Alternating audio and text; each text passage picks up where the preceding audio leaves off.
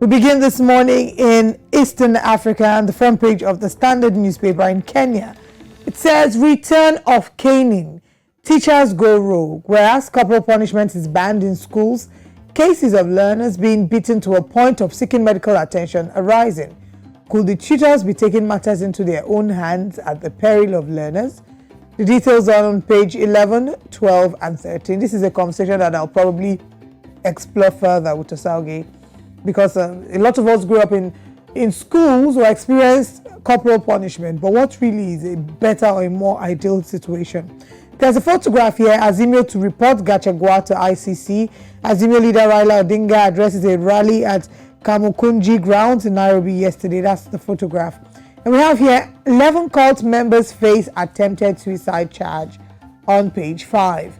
Eliud Kipchoge hopes Boston will favor him on page 32. MPs at heart of country's ballooning debt on page 10. IMF seeks openness on fuel subsidy on page 20. We also have on page 22, 56 die in Sudan's army fight. And this is an ongoing conversation, a war between the army, and a subsect that is supposed to be integrated into the army. There are many angles to this conversation that we hope we can explore when we talk about it. Not even Jesus could rescue Arsenal. On page 32. More of that in the world of sports. But that's what we can take this morning on the Standard in Kenya. I was wondering, Osauge, your thoughts on the return of caning. We're seeing corporal punishment is banned in schools, but we're seeing cases of learners being beaten to a point of seeking medical attention on the rise. I'm sure that I don't know if you experienced a number of these incidences growing up, and if it's something that we should. Well, it's been applaud. described as abusive, Yes. and people would always argue against, Corporal punishment. physical punishment. Is it corporal punishment? Well, against flogging and some of all of that, and say that children can be brought up, and trained without having to strike them, to correct them. But I'm sure a lot of Africans would argue against it, would argue, differently. So the thing is, there's a difference between punishment, corrective punishment, and abuse. Wickedness. Exactly. And that's where, we'll probably need to be able to draw the line, because as long as we're on the continent, there's always going to be people who would say that, a child needs to be beaten every now and then. And that's basically because of cultural influences. Yeah. Right? In the West, it's not a thing. It's not part of their culture. The cultural influences that encourage that. And the unfortunate thing is, sometimes they say when the purpose of a thing is not known, abuse is inevitable. So a lot of the time, yes, you say you are trying to correct the person, but it doesn't seem like that's what is being done here. Sometimes they think of teachers trying to wield authority over these kids, or being able to teach them who's boss, because there's some insolent kids, but it's still not. So there's a different argument with doing it at home and doing it in school.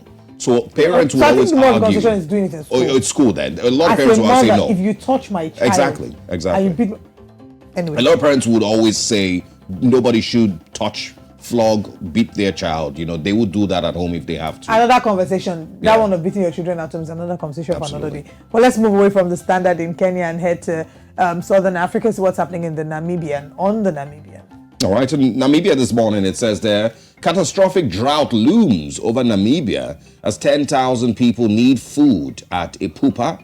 Farmers selling livestock at cheaper prices. Government urged to supply fodder and drought relief food.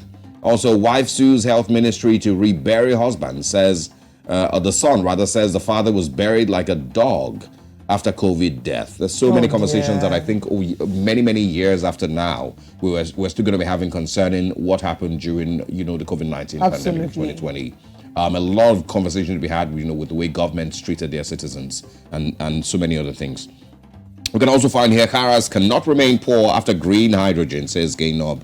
And also, Gainob off to South Africa for state visit.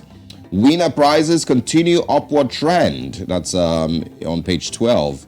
And I think these are the stories that we can find on the Namibian this morning. Not very many of them, but an interesting one there with the wife suing the health ministry. And of course, the fears of a drought in Namibia. As 10,000 people, of course, are in need of food. All right, let's move away from the south to the west of Africa and see what's on the Punch. The Punch newspaper says, Binani declaration, Adamawa REC under fire, faces INEC panel today on page 2. Adamawa APC PDP clash. REC faces 36 months imprisonment. INEC annuls Binani's declaration as government-elect. Says the REC usurps the returning officer's power. Atiku Fintiri PDP kick. Adamawa APC hails Binani as supporters jubilate. Lagos, Ondo, Bayelsa lead states in rise in inflation. Flood sweeps 4-year-old boy away in Lagos. Oh no, that's a... Oof. On page 5, his name is Okoro. Very sad. I don't even know what to make of that story. Gunmen abduct Ogun traffic official on Lagos-Ibadan Expressway. At the top of the paper, aviation unions to ground flights, airports today. They're grounding flights and airports. All right, on page 30, Nigeria's 96% revenue used to service debt in 2022, and that's according to World Bank. And Buhari meets governors, EFCC chair, others in Saudi Arabia. That's all we can take this morning on the front page of the Punch newspaper. All right, and now the Nation newspapers this morning, still in Nigeria. It says here, drama, suspense, uproar over REC's declaration of Binani. INEC rejects Adamawa REC's action to decide governor-elect tomorrow. PDP, Atiku, others cry foul. We can also find here Idris is Kebbi governor-elect, and also APC control Senate with 59 seats, PDP 36, Labour Party 8, NNPP, SDP 2 each, ABGA, YPP 1 each. We can also find on the Nation newspapers this morning, 3.4 billion naira debt. Ex-council chairman and councillors reject Makinde's payment plan. And also, investors lose 601 billion naira in 4 days as naira falls amid pressure. Chidi Amuta got it all wrong on Obi says Alake. And 22 feared killed, I beg your pardon. Houses raised in fresh attack on southern Kaduna community. Yeah, but you just to quickly mention, I think these are the stories that we can find, but just to quickly mention that it feels like we're back to regular scheduled programming, with regards violence in northern Nigeria, in southern Kaduna, and it's back to normal because in the last couple of weeks while I was on leave, there was a lot of stories about 50 here, 40 here, about 100, 400 killed in Benue and some of those places that seem to just be irrelevant. In the conversations that Nigerians were having. And I'm not sure exactly why, but I think we've had this, we've talked about something like this before, that death and killings have become normal to us, as Nigerians, so it's no longer the biggest stories in the news. It no longer even stays in the news for more than, maybe 6 to 8 hours, and everybody moves on. And we're talking about the loss of lives in their dozens across Nigeria. Look at what's going on in Sudan today. Everyone's talking about it across the world. Look at what happens in the United States when 4 people are shot in a supermarket, or just for example. Everyone talks about it for days until and maybe some other next countries one. There would be like a national day of mourning. Oh yeah. And when we had the bus crash, I think was it in Senegal? Yes, there was a national day or days of mourning that were declared. Yeah. But I think beyond the fact that it's become normal, we don't even hear the government addressing. There's never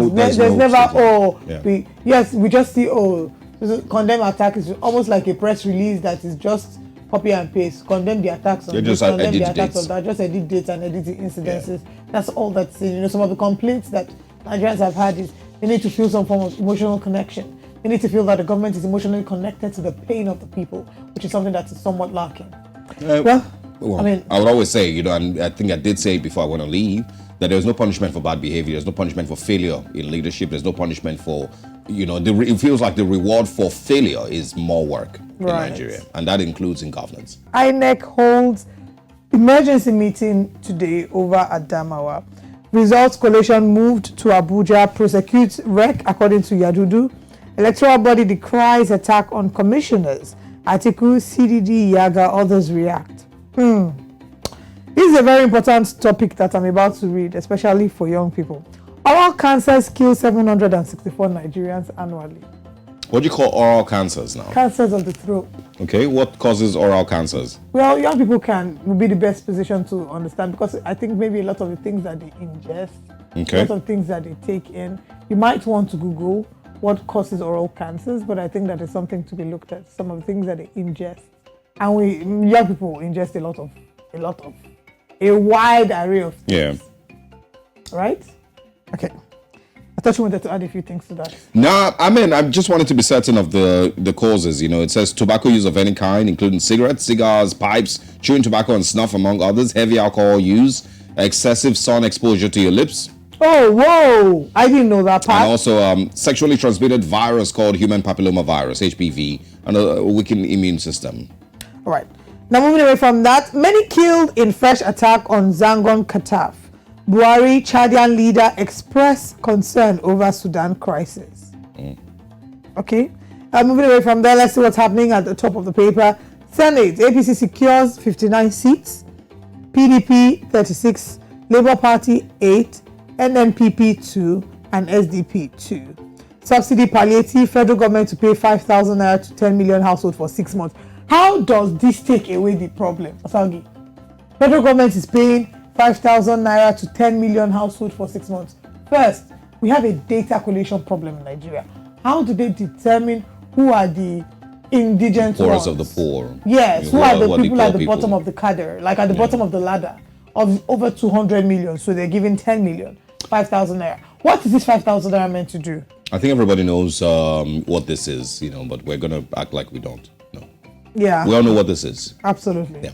All right. Anyway, final story. APC's Idris wins KB governorship election on page 14. And that's all that we can take this morning on the front page. Of course, back again on the front page of the story. The photograph is what's happening in Sudan. But let's move to the Daily Sun. All right. And now on the Daily Sun newspapers this morning, striking workers cripple airport operations. All airports grounded as unions begin warning strike today. We can also find here Labour Party crisis deepens as 2 gubernatorial candidates emerge in Imo State. That's not a Labour Party crisis, that's for Imo State to deal with. Also tension in Adamawa over gubernatorial results. INEC grills resident electoral commissioner who declared APC candidate winner. And it's very interesting, if you saw that video, he declared the APC candidate winner without any figures. He didn't call out any figures, didn't state the number of votes that had been counted, didn't state, the margin of victory. Something in his spirit told him that, it's a supernatural encounter that mere mortals cannot understand. I like it. But it's something also critical to notice, is that he did all of this, with I think it was the commissioner of police that was, sitting right next to him. And so, every now and then we try to talk about the way that the Nigerian police force, and men of the police force, maybe not all of them, let me give that, caveat there, and maybe not all of them, but how the police also aids the corruption and aids some of these, crimes and atrocities that we talk about here in Nigeria. During the electoral process, we saw that there was a policeman standing there while people were being threatened, to come out, to not to come out and vote. The policemen present when some of the atrocities were committed against voters in Nigeria. Now, there's a policeman sitting right next to the resident electoral commissioner while he prevents the electoral process in Adamawa State and declares a winner.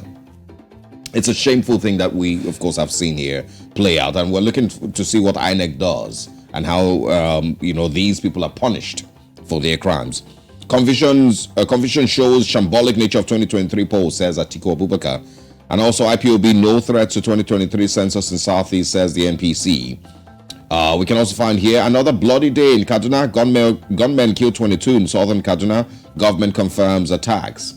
But the question is, what will be done? Will anyone be arrested? Will anyone be punished? Will we move on as a country after 22 citizens have been killed? Will the Nigerian president be more concerned about what's going on in Sudan than what's going on in Nigeria? Final story we're sharing this morning. Federal government awaits legislative approval to disburse $800 million to vulnerable Nigerians. And just to quickly note also in this story, that from what I've read, it's $800 million loan. It's not a grant. It's $800 million that will be paid back. All right. Good luck, Nigerians. These are the stories on the Daily Sun this morning. Let's move away from Nigeria to Zimbabwe to what's on the daily news. All right. Away from Nigeria, on the front of the daily newspaper, we have ZANU-PF big fish fall after reruns as ruling party primaries keep dishing up surprises. We have here a stranger than fiction SA story. What's this talking about? Corrupt officials from South Africa's G4S, of course. Oh, right. This is the story about Dr. Nandipa Magudumana as well as Thabo Bester and the updates on that. So yeah, it's contained on page 2 of the daily newspaper. It's a very light paper. On 12 volts, JT built to perform in India. Stalemate. Caps United FCP in exciting draw on page 16. And that's all we have this morning on the front page of the Daily News. Still in the southern part of the continent, let's see what the Sowetan says. All right, moving on to South Africa this morning. It says they're big on your screen. Trevor calls for leadership. Ex-finance minister says government must put its house in order to lead South Africa out of multiple crises. That's on page 2. Electricity tariffs hike leaves bitter taste on page 4. South Africa honor for iconic Tracy Chapman, one of the biggest music legends in history. Oh, interestingly, I was just listening to Tracy Chapman's music last night. I should, catch up on some of her. Yeah, Fast Cars and Baby Can I Hold. Yeah, sorry. Umbalula Spurs cornered Bubesi. That's on page 6 of the Sowetan this morning. And those are the stories that we have time for. Those are the only stories that we can share.